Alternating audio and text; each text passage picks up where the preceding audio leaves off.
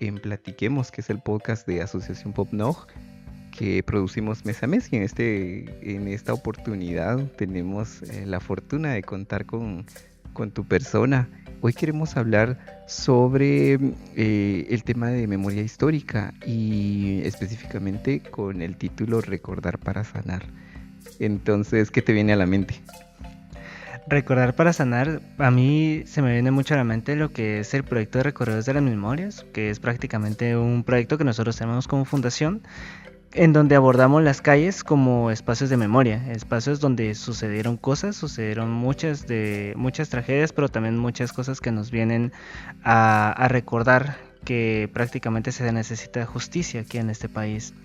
Prácticamente a mí me gusta mucho mencionar sobre este proyecto porque digamos ha sido un proyecto que ha transformado vidas en todo su sentido, desde los que hemos sido parte del diplomado de formación de guías hasta los que hemos dado recorridos. Prácticamente hemos visto esta cuestión de cómo la gente logra de alguna manera pues empatizar mucho con esta idea de recuperar la memoria histórica dentro del país por todas las ideas que se perdieron en su momento, pero que se están tratando de rescatar a partir de esos testimonios, no solo de lo que hicieron estas personas, sino también de los testimonios de sus amigos, de su familia y de todas las personas que lo conocieron, que realmente trata de rescatar el valor humano, sobre todo.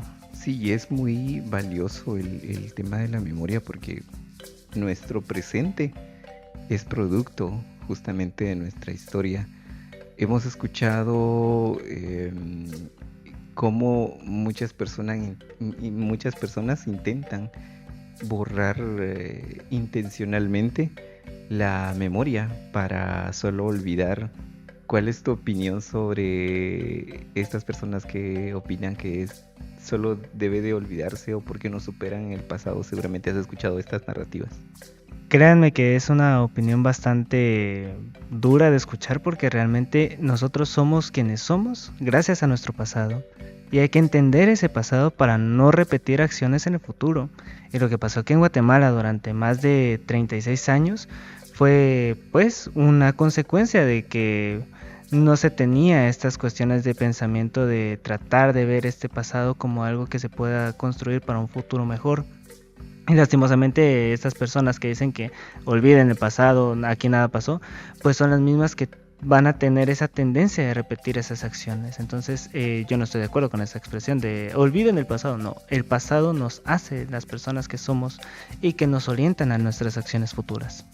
Justamente la intención de este podcast es recordar la historia y en el marco del 12 de octubre, que es el Día Internacional de la Resistencia Indígena, Negra y Popular, que es como nosotros la conocemos, que anteriormente le había llamado de la hispanidad y que afortunadamente se ha ido cambiando.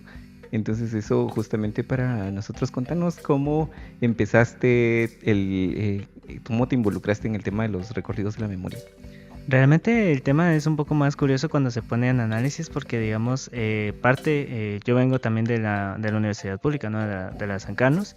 Entonces llegó la época de la práctica de la práctica profesional, por así decirlo. Entonces se me asigna el espacio de la fundación y desde el primer momento quien era la coordinadora pues me asignó directamente en el espacio de guías de la memoria.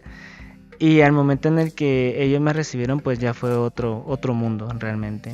Se empezó a hablar directamente de no solo la historia como esta cuestión técnica, así como de, ay, es que hay que hablar de historia, que no sé qué, sino que ya estábamos hablando de esos relatos que empezaban a surgir de las personas que fueron víctimas del conflicto y que afortunadamente pues se le empezó a dar ese carácter de vivencias y de memorias porque empezamos a ver que técnicamente era necesario recuperarlas, no solo ver las calles como historias, sino también como estos relatos vivos y que van a seguir viviendo. Entonces, desde ese momento, desde el primer día en el que yo fui involucrado dentro del proyecto de recorridos, me empezó a encantar mucho esa visión porque generalmente yo vivo aquí, bueno, yo vengo aquí comúnmente en la zona 1, pero en ningún momento me puse a ver lo de las placas, en ningún momento me puse a ver los edificios, como estos puntos en los cuales pasaron cosas y siguen pasando cosas. Entonces realmente para mí fue una revelación muy bonita y fue algo que a lo que empecé a apostar también a la cuestión de la memoria histórica desde este espacio de los recorridos de las memorias. Me parece muy interesante que también al finalizar el episodio podamos hacer la invitación de cómo acceder a los recorridos de la memoria, que son varios puntos y que en nuestra cotidianidad no los notamos, pero que tienen un sentido muy grande y una afectación a nuestra realidad actual bastante fuerte. ¿Podrías explicarnos en tu experiencia cómo se ha avanzado o qué tanto queda sobre el derecho a la verdad y justicia, tanto a nivel nacional como derecho internacional? Bueno, en este caso sí tendría que aplicar la metáfora del cangrejo. Vamos un paso atrás y no, un paso adelante y dos pasos atrás, tristemente, porque digamos, esta necesidad de estas personas, de estas redes, de estas élites de no querer justicia, ha tristemente pues retrocedido muchos casos de alto impacto que sucedieron en el conflicto armado. Por ejemplo, se me viene a la mente el caso de genocidio, el caso de la región Ishil, en la cual pues ya se tenía una sentencia clara, se dictaminó que Efraín Ríos Montt pues era culpable de genocidio, pero a las semanas pues se anuló el juicio porque técnicamente no existía esos rubros. Entonces realmente hay que visualizar esas cuestiones de que hay que hacer que la justicia avance y que se preserve los dictámenes que son favorables a las cuestiones de lo que realmente se busca, que es la verdad. Y en la justicia internacional, pues prácticamente tenemos los mismos casos. ¿Cuántas veces nosotros no hemos oído hablar sobre lo que está pasando en Palestina y todas las entidades internacionales pues están haciendo la vista gorda? Entonces son estas cosas que se tienen que luchar porque se tenga que preservar más allá de la justicia, la verdad y sobre todo el factor humano de la dignificación de cada una de las personas que fueron víctimas. Me parece muy interesante ir en contra de las narrativas sistemáticas y intencionadas, como te lo decía. Hablemos un poquito más en términos sencillos, porque es importante recordar el pasado, como el pasado y nuestra historia, porque es importante conocerla.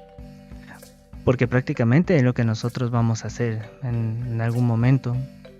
Porque qué triste es pensar de que nosotros en algún momento vamos a hacer la metáfora, nos caímos. Nos preguntamos por qué nos caímos, posiblemente había una piedra. Entonces para la próxima vez ya nosotros vamos a tener cuidado de no pisar esa piedra. Pero si nosotros no conocemos que estaba esa piedra ahí y seguimos cayendo y seguimos cayendo y seguimos incluso lastimándonos más, pues no vamos a entender por qué realmente nos están pasando las cosas. O sea, no estamos viendo la piedra, hay que ver la piedra. Hay que incluso evadirla o quitarla o hacer todo lo que sea posible para ya no volver a pisar esa piedra. Así tiene que funcionar también nuestro pensamiento de hablar del pasado, reconocer qué fue lo que nos hizo daño, qué fue como sociedad nos hizo daño, para empezar a sanar y empezar a ver las formas en las cuales se puede abordar ese pasado. Ahora hablemos del pasado y de la historia. ¿Quiénes fueron bueno, en realidad todos fuimos afectados, todos los pueblos fuimos afectados, pero si pudieras recordarnos quiénes fueron los pueblos más golpeados en el tema principalmente del conflicto armado interno? Yo me referiría a la región de Chimaltenango, a la región de Quiché y en la región de las Varapaces, porque realmente en ese sector fue donde más fue golpeado el conflicto. No, todavía incluso leyendo los planes pues no se entiende cuál era la finalidad, pero realmente el simple hecho de haber dado órdenes de desalojar, de quemar, de matar, de uso de la violencia sexual, del uso de la violencia doméstica hacia todas las comunidades que estuvieron ahí en ese momento, pues es muy duro realmente.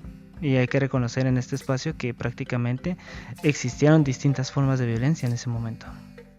Justamente hoy en la actualidad, ¿cómo ves la apropiación de las juventudes con el tema de la historia y por qué es importante que quienes heredamos esta historia que la debemos conocer. Realmente yo considero que las juventudes están dando pequeños pasos, porque también existe esa cuestión de la sistematización del no decir estas cosas. Y realmente me impresiona cómo desde estos espacios también los jóvenes se nos están acercando y están empezando a indagar y a ver la historia desde otra perspectiva. Tal vez ya no como las víctimas y victimarios, sino tal vez como una cuestión directamente de realmente nosotros queremos indagar un poco de por qué pasaron estas cosas y por qué incluso hay muchas personas de nuestra familia que no quieren hablar del tema. Justamente hacia eso iba mi otra pregunta. ¿Qué conductas, qué comportamientos colectivos o individuales son producto de esa, o son más notables del conflicto armado? El silencio más que todo, porque realmente cuando se empieza a hablar de estos temas, la gente se queda callada. Existe todavía un miedo de hablar de estos temas y las juventudes, incluso las de las generaciones de la niñez, se empiezan a dar cuenta de que existe como un vacío dentro de las historias de las familias en las cuales no se quiere mencionar en estos casos. Y es a partir de ahí donde empieza esa indagación, esa curiosidad de por qué existe tanto silencio al hablar sobre, 1980. Entonces realmente es ahí donde se tiene que empezar a aportar, a indagar en esa curiosidad. Perfecto. Bueno, te agradezco por haber esbozado. Realmente quisiéramos tener más espacio para seguir abordando este tema, pero contanos dónde podemos profundizar más sobre memoria histórica, el tema específicamente que ustedes trabajan. Aquí en la Fundación María Antonio Bubón nosotros contamos con el proyecto de recorrido de las memorias que llevamos aproximadamente 3 años en las calles y pues prácticamente en esos 3 años hemos estado hablando directamente de lo que son las calles y los edificios como puntos de memoria y puntos de encuentro y de diálogo. Lo pueden encontrar en nuestras redes sociales, incluso en nuestra página web oficial. Pueden empezar a contactarnos directamente en el correo de recorridos@fundacionorg.org, fundacionmac.org, y ahí pueden encontrar y pedir más información respecto al tema y respecto a nuestras formas y modalidades en las cuales nosotros estamos haciendo recorridos. Les comento que a partir de la finalización del segundo diplomado pues ya contamos con 2 recorridos nuevos, uno que habla directamente de la niñez afectada y otro de la resistencia de los pueblos indígenas. Te agradezco, David, por tu espacio, por tu tiempo, por habernos compartido esto muy rapidito. Seguramente hay mucho material en su sitio web donde podemos citar y acercarnos a la fundación para pedir más información. Y a ustedes les invitamos para que compartan este episodio y sigamos abriendo espacios para conversar en nuestras comunidades, cómo podemos seguir abriendo caminos para seguir construyendo memoria y verdad.